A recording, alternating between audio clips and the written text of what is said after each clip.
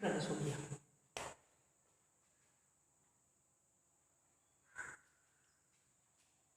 Good morning मेरे प्यारे बच्चों, कैसे हैं आप सभी। उम्मीद करता हूँ घर पर होंगे, ठीक होंगे। चलिए आज हम आप लोगों को वर्गमूल, किसी भी संख्या का वर्गमूल कैसे बहुत कम समय में हम ज्ञात कर सकते हैं, इस चीज़ को बताने का काम करते हैं।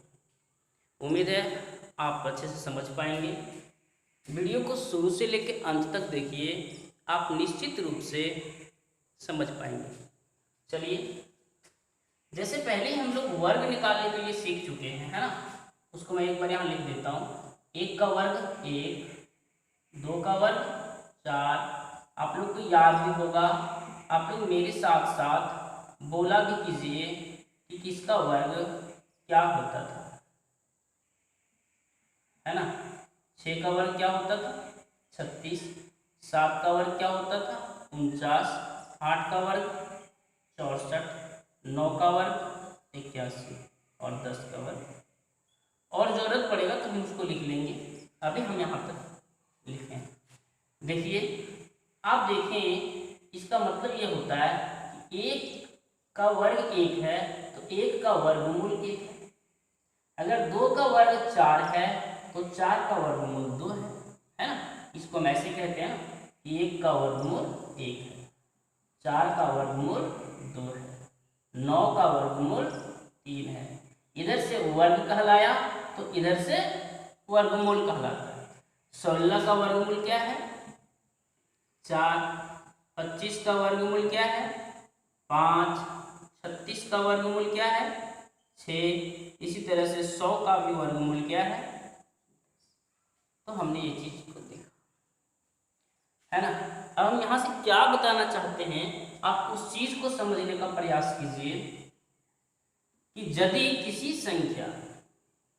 किसी संख्या का इकाई अंक 1 है तो इसका जो वर्गमूल होगा, है ना, इसका जो वर्गमूल होगा उसका इकाई अंक में या तो 1 रहेगा या तो 9 रहेगा, है ना।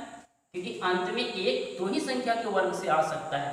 तो हम इस चीज को लिख लेते हैं कि 1 किन दो संख्या के वर्ग करने से अंत में आ सकता है, तो या तो 1 या तो किसी संख्या के अंत में अगर 4 है तो वो किस संख्या के वर्ग, यानी कोई भी ऐसी संख्या रही होगी जिसका वर्ग करने से अंत में 4 आया होगा, तो जो संख्या होगी उसका इकाई अंक या तो 2 रहा होगा या तो 8 रहा होगा, है ना। तब तो अंत में 4 आ सकता है ना वर्ग करने से। 2 का वर्ग कितना हो गया, 4। 8 का वर्ग कितना हो गया, 64। अंत में 4 दो ही संख्या के वर्ग से आ सकता है। देखिए हम इसका क्या उपयोग करेंगे, है ना। अगर अंत में 9 आया है तो निश्चित रूप से हम कहेंगे कि संख्या के वर्ग करने से अंत में 9 आ सकता है, या तो 3 या तो 7, है ना। 9 के बाद और देख लेते हैं 6। 6 किस संख्या के वर्ग से आता है, या तो 4 या फिर 6। 5 का तो आपको याद ही रहेगा, केवल 5 के वर्ग में ही इकाई अंक क्या आता है, 5। देखिए इसका उपयोग हम अब कैसे करते हैं वर्गमूल निकालने में।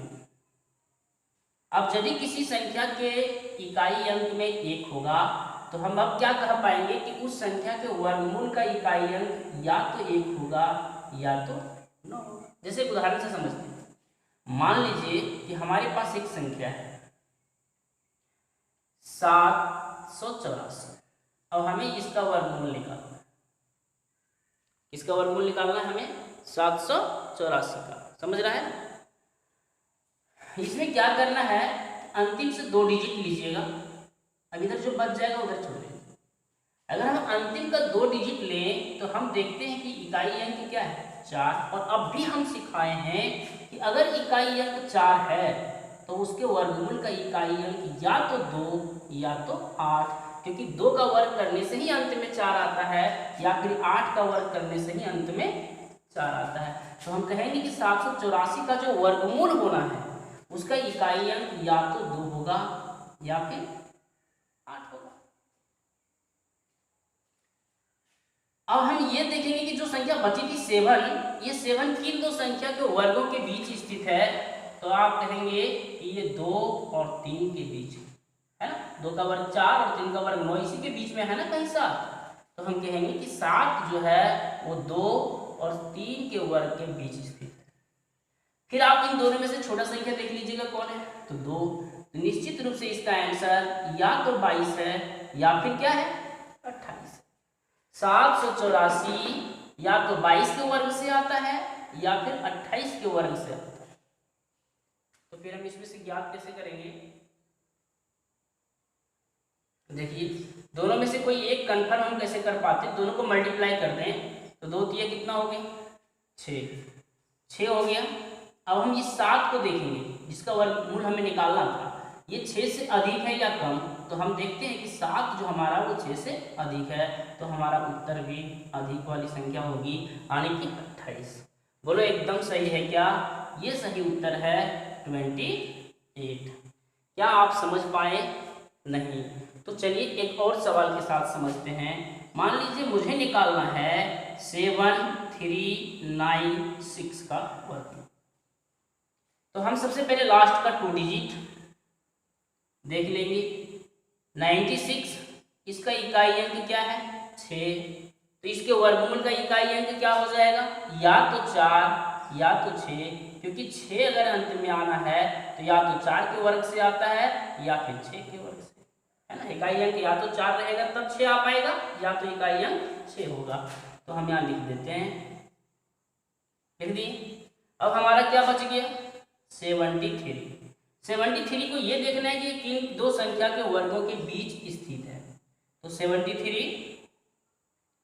यहाँ यानी 8 का वर्ग 64 और 9 का वर्ग 81 के बीच में है 73।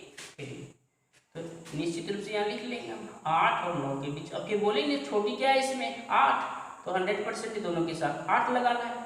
अब या तो आंसर 84 है या तो आंसर 86 है, लेकिन दोनों में से कन्फर्म कौन है ये हम कैसे जानेंगे। तो दोनों को मल्टीप्लाई कर देंगे, कितना आ गया 72। 72 से अधिक है, तो हम कहेंगे कि जो आंसर होगा वो अधिक वाला होगा, ये आंसर हमारा नहीं है ना। चलिए और उदाहरण लेते हैं।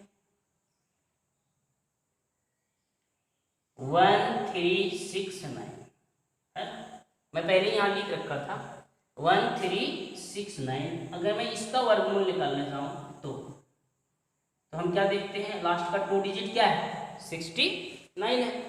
तो 69 में 9 लास्ट में इकाई अंक 9 है, और 9 जो हमारा है इकाई अंक किन किन संख्या के वर्ग से आ सकता है, पॉसिबल है तो 3 और 7।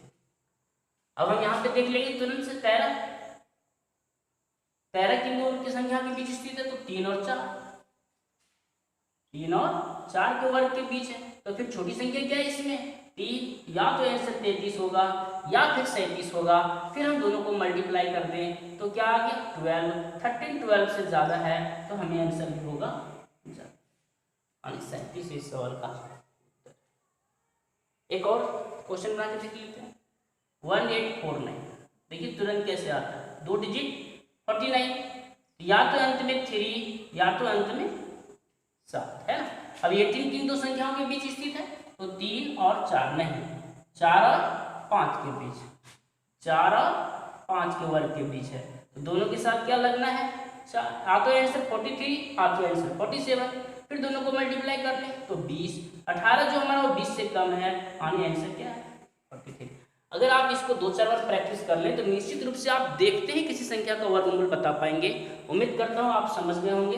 थैंक यू, फिर मिलते हैं अगले वीडियो के साथ।